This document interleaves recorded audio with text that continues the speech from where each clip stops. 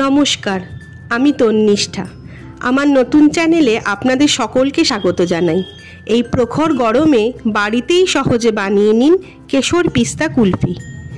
এই রেসিপির উপকরণগুলো হলো 500 গ্রাম দুধ, 100 গ্রাম আমুলিয়া মিল্ক পাউডার, 100 গ্রাম কনডেন্স মিল্ক, কাজু বাদাম 8 থেকে 10টা, আমন্ড বাদাম 8 থেকে 10টা, পেস্তা বাদাম 8 থেকে 10টা, 1 পিঞ্চ কেশর, 2 থেকে 3টে ছোট এলাচ।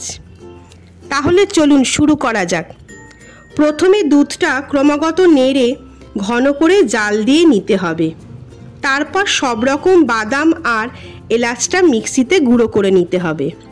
এরপর কিছুটা ঠান্ডা দুধে মিল্ক পাউডারটা গুলে নিয়ে গরম দুধের সাথে মেশাতে হবে এবং ক্রমাগত নেড়ে যেতে হবে। মিনিট 5 পর কনডেন্স মিল্কটা আর গুঁড়ো করা বাদামগুলো আর কেশরটা দিয়ে দিতে হবে। এবার যতক্ষণ না দুধটা পুরো ঘন হয়ে আসছে ততক্ষণ দুধটা নাড়তে হবে। তারপর ঠান্ডা করে কুলফি মোল্ডে ঢেলে ওভারনাইট রেখে দিতে হবে।